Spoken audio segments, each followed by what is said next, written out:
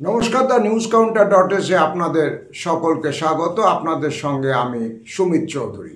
মমতা বন্দ্যোপাধ্যায় কুশলী রাজনীতিবিদ, এ ব্যাপারে কোনো সন্দেহ নেই, কিন্তু পাশাপাশি এটাও সত্যি যে বাঙালি জাতিসত্তা এবং বাঙালিয়ানার প্রশ্নকে সামনে টেনে এনে মমতা বন্দ্যোপাধ্যায় যে আপ্রাণ চেষ্টা করেছিলেন নির্বাচনের 8 মাস আগে অন্যান্য সমস্ত ইস্যুকে পিছনের সারিতে ঠেলে পাঠিয়ে দিতে, কিন্তু অভয়ার মৃত্যুর 1 বছর পূর্তিতে মানুষ যেভাবে রাজপথের দখল নিয়েছেন তার থেকে এটা পরিষ্কার মাননীয়া মমতা বন্দ্যোপাধ্যায়ের উদ্দেশ্য পুরোপুরি সিদ্ধ হচ্ছে না। একথা ঠিক যে আগামী 8 মাস সময় মমতা বন্দ্যোপাধ্যায়ের কাছে আছে। ওনাদের এই মুহূর্তে প্রিয় স্লোগান খেলা হবে।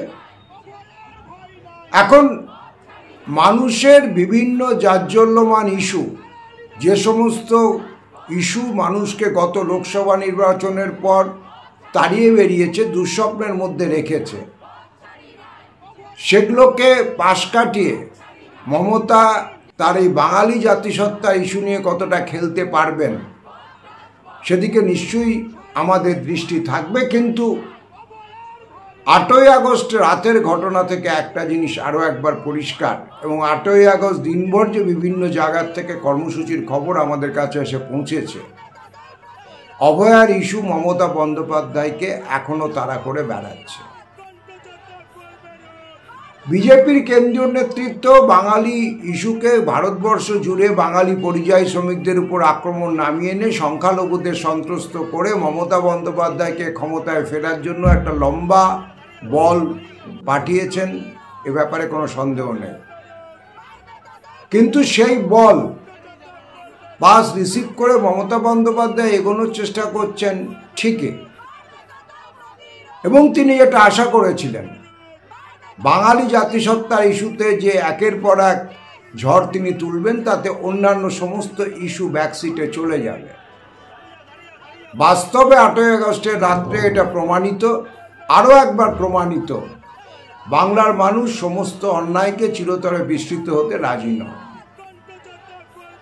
যে কারণে বামপন্থীরা যেখানে যেখানে কেন্দ্রীয়ভাবে সংগঠিতভাবে অভয়ার মৃত্যুর বা অপমৃত্যুর বর্ষপূর্তিতে অনুষ্ঠান করেছে, সেখানে লোক হয়েছে, সেটা স্বাভাবিক ব্যাপার।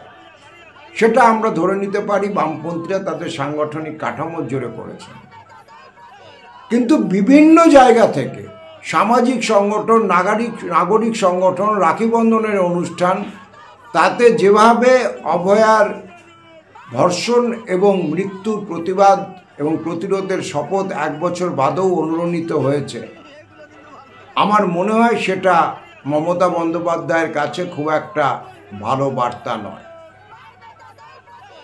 কিছুদিন আগে ঘটে যাওয়া কসবার যে কলেজ ক্যাম্পাস চত্বরে ছাত্রী ধর্ষিত হওয়ার ঘটনা, শাসক দলের ছাত্র পরিষদ, তৃণমূল ছাত্র পরিষদ প্রাক্তন নেতার মদতে এবং প্রত্যক্ষ অংশগ্রহণে, সেটা আপনাদের সকলের মনে আছে। 26,000 শিক্ষকের চাকরি চলে গেছে, কয়েক লক্ষ যোগ্য শিক্ষক এবং শিক্ষকের চাকরি প্রার্থী যুবক খোলা ময়দানে গাছতলার নিচে বসে অবস্থানে বছরের পর বছর কাটিয়ে দিয়েছেন। মানুষ এই সমস্ত কিছু ভুলে গেছে কিনা, এটা একটা প্রশ্ন ছিল। মমতা বন্দ্যোপাধ্যায় নতুন যে ইস্যুটাকে পেয়েছিলেন, বাংলা এবং বাঙালির ইস্যু, যিনি নিজে মুখ্য সচিব থেকে রাজ্যের ডিজি কোথাও একজন বাঙালিকে রাখেননি। ইলেকশন কমিশন কয়েক মাসের জন্য একজন বঙ্গসন্তান, কৃতি বঙ্গসন্তান, প্রেসিডেন্সির প্রাক্তনী কৃতি সঞ্জয় মুখার্জিকে ডিজি করেছিল, উনি এসে সরিয়ে দিয়েছেন। অত্রি ভট্টাচার্যের মতো দক্ষ অফিসার মুখ্য সচিব হওয়ার সুযোগ পায়নি। আপনারা যদি জেলায় জেলায় দেখেন, দুর্গাপুর, আসানসোল, এই বেল্টে আমি দেখছিলাম শুধুমাত্র সাংসদ যে ওই কীর্তি আজাদ, শত্রুঘ্ন সিনহা এরা, তা নয়, ডজনের পর ডজন নেতা, সমস্ত অবাঙালি। উত্তরবঙ্গের খোঁজ নিচ্ছিলাম, উত্তরবঙ্গে খোঁজ নিতে গিয়ে দেখলাম সেখানে যে শিলিগুড়ি জলপাইগুড়ি উন্নয়ন পরিষদের চেয়ারম্যান সৌরভ ছিলেন তাকে সরিয়ে দিয়ে কোনো একজন দুগারকে বসানো হয়েছে। উত্তরবঙ্গের যে হিল এরিয়ার বাইরে সমতলে তৃণমূল কংগ্রেস, তার নেতৃত্ব চলে গেছে বঙ্গসন্তানকে সরিয়ে দিয়ে টিবরেয়ালের কাছে। আমাদের রাজ্যের যে লটারি ছিল পশ্চিমবঙ্গ রাজ্য লটারি, ঐতিহ্যমণ্ডিত, ওয়াইন্ড আপ করা হয়ে গেছে। তার জায়গায় নাগাল্যান্ড লটারির থেকে ফ্র্যাঞ্চাইজি নিয়ে এসে ডিয়ার লটারি চালু করা হয়েছে। আমাদের রাজ্যের প্রান্তিক গরিব মানুষ তারা সর্বশান্ত হচ্ছেন।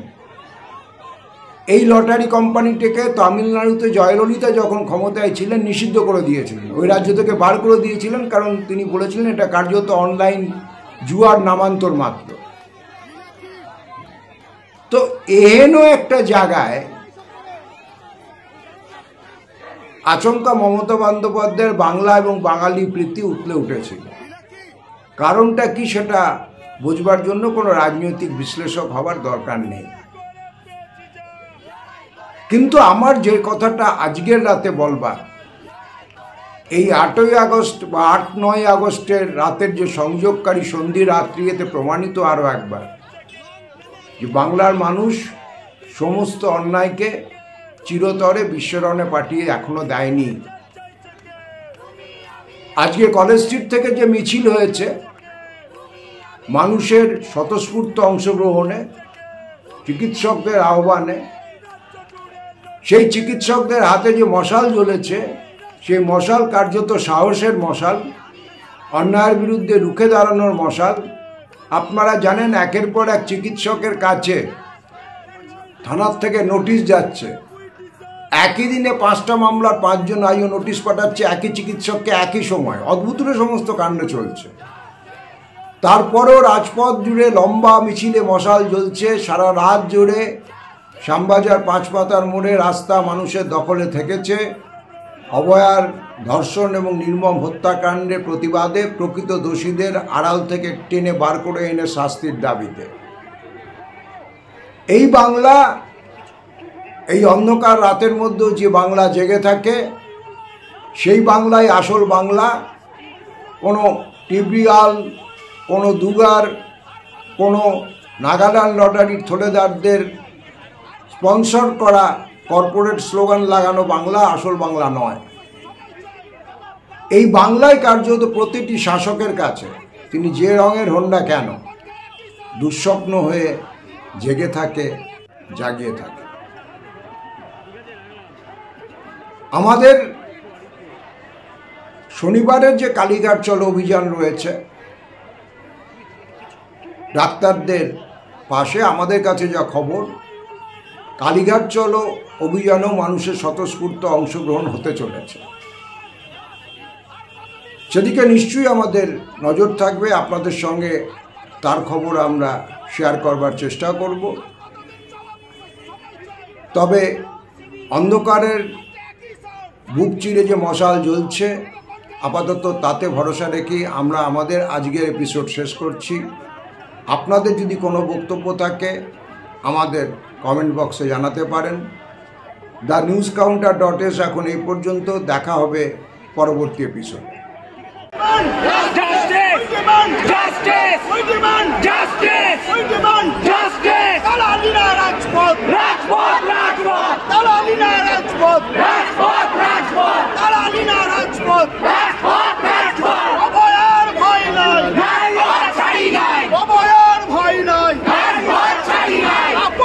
সংগ্রাম